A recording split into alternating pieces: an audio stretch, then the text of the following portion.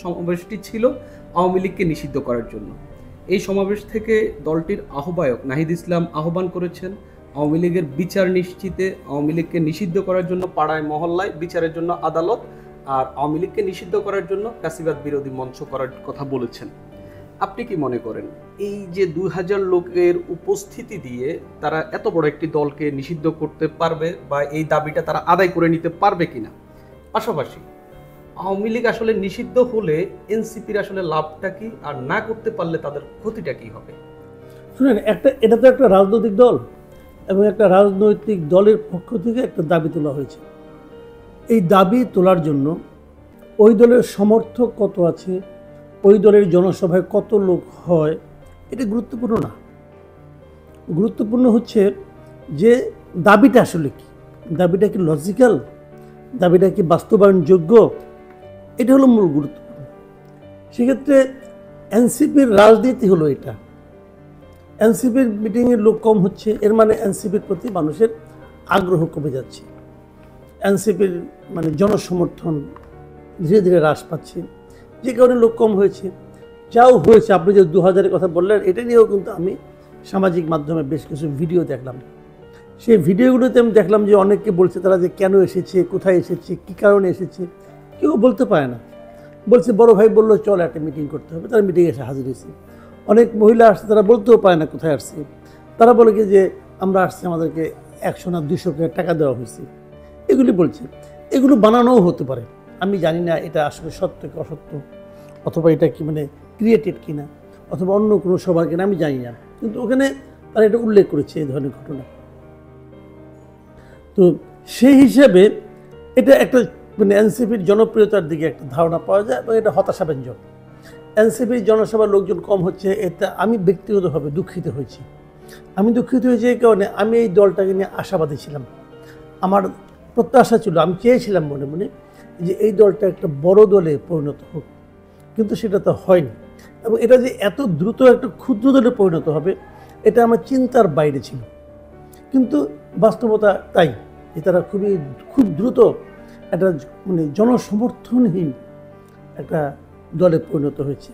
তার উপর তাদের উপর আবার লাগানো সেটে দেওয়া আছে যে তারা কিংস পার্টি, এই যে একটা লেভেল তার উপরে লেগে গেছে, এটা তারা খুব সহজে দূর করতে পারবে বলে আমার কাছে মনে হয় না।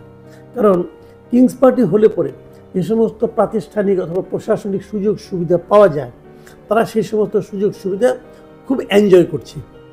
যারা যেহেতু এনজয় করছে, সেহেতু এই ট্যাগটা তাদের গায়ে থেকে খুব সহজে সরবে না।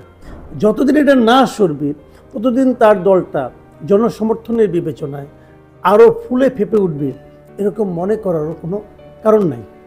এখন প্রশ্নটা হলো, তারা এই পর্যায়ে এলো কেন? তারা এই পর্যায়ে এসেছে মূলত তাদের দলের রাজনীতিহীনতা, এবং তারা জনগণের সামনে কোনো লক্ষ্য নির্ধারণ করতে পারে নাই। তারা বারবার বলছে আমরা নতুন রাজনৈতিক বন্দোবস্ত দিব। তাদের রাজনৈতিক বন্দোবস্তটা কি, এটা তারা এখন পর্যন্ত উচ্চারণ করতে পারে নাই।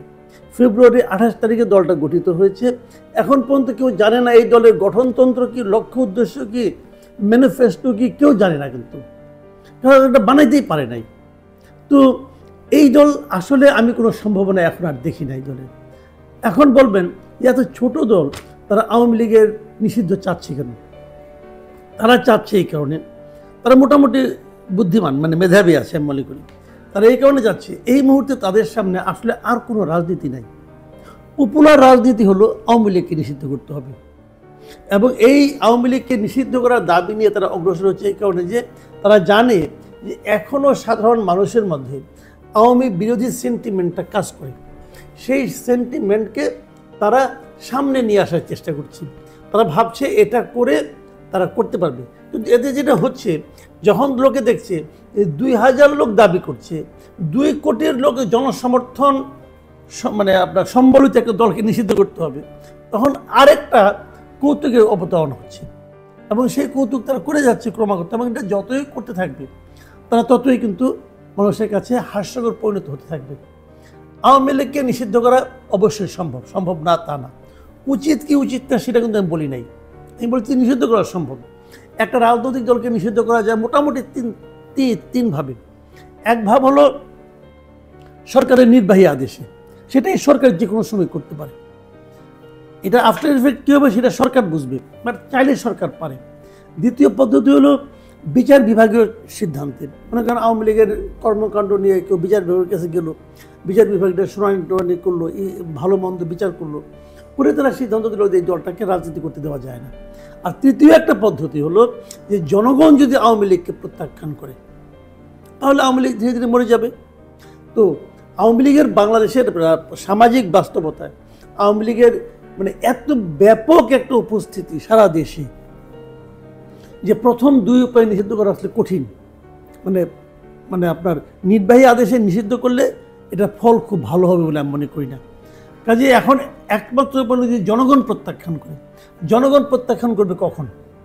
জনগণ প্রত্যাখ্যান করবে তখন যখন নাকি জনগণ এর ভালো একটা বিকল্প খুঁজে পাবে। কিন্তু এর ভালো বিকল্প এখন পর্যন্ত এই দেশে খুব বেশি কেউ দিতে পারছে আমার কাছে তা মনে হয় না। বিএনপি একটা বিকল্প, অবশ্যই বিকল্প, বিএনপি একটা বড় বিকল্প, কিন্তু সেই বিকল্প আরও কোনো বিকল্প আছে কিনা? অনেকে বলে একটা তৃতীয় শক্তি থাকা দরকার, কিন্তু এখনও মানুষের কাছে আপনি জিজ্ঞাসা করেন, মানুষ এখনও বলে তাদের সামনে ভোটের মাঠে মাত্র দুইটা বিকল্প, একটা আওয়ামী লীগ, একটা বিএনপি। তারা কিন্তু আওয়ামী লীগকে বাদ দিতে পারছে না। সেই বিবেচনায় এনসিপির নাম তো কেউ নিচ্ছে না, এনসিপি তো নো হয়। কাজে এনসিপি কি দাবি তুললো না তুললো, তাতে আওয়ামী লীগের তেমন কিছু হবে কি হবে না এটা নিয়ে আমার ভাই প্রচুর সন্দেহ আছে। তাদের লাভটা কি? তাদের লাভ কিছুই না। তাদের লাভ হলো গিয়ে এই রাজনীতিটা তারা এখন মানুষের কাছে কি নিয়ে যাবে? তাদের তো কোনো রাজনীতি নাই। তারা বলে আমরা নতুন রাজনৈতিক বন্দোবস্ত চাই, কিন্তু সেই বন্দোবস্তটা কি এটাকে কখনো বলতে শুনছেন? শুনেন নাই তো। তারা জনগণের কাছে কি নিয়ে যাবে? এই একটা দাবি নিয়ে যাচ্ছে। তারা নিজেরাও জানে এই দাবি অর্জন করা কঠিন, কারণ জনগণের কাছে যাওয়ার একটা কিছু নিয়ে তো থাকতে হবে। তারা এটা নিয়ে আসছে। আওয়ামী লীগ নিষিদ্ধ হইলে এনসিপির কোনো লাভ নাই রে ভাই। লাভ নাই কেন বলি আপনাকে, আলটিমেটলি তো এটা ভোটের রাজনীতি করবে, তাই না? সামনে তো ইলেকশন হবে ভাই। সেই ইলেকশনে এনসিপি আওয়ামী লীগ যদি নিষিদ্ধ, যদি আওয়ামী লীগের এনসিপির কারণে আওয়ামী লীগ নিষিদ্ধ হয়, তাহলে আওয়ামী লীগের ভোটগুলি কি এনসিপিতে যাবে নাকি? তো অন্য কোনো জায়গায় যাবে।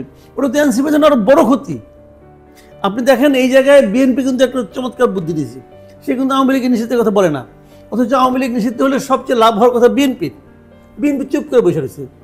কেন বলতেছে যে তোমার নিষিদ্ধের কথা বলো, তোমাদের কারণে যদি নিষিদ্ধ হয় তাহলে আমি মহা খুশি, কারণ আওয়ামী লীগ লোক তোমাদেরকে দায়ী করবে, আমাদেরকে দায়ী করবে না, তো এই ভোটগুলো আমি পাবো। বিএনপি তো এটা রাজনীতি করতেছে, এনসিপি তো রাজনীতিও বুঝে না। আর ওরা যেটা করতেছে, ওদের অবস্থা হয়েছে কি ওই সাগরে পড়ে খড়কুটো ধরে বাঁচার চেষ্টা। ওদের তো রাজনীতি শেষ।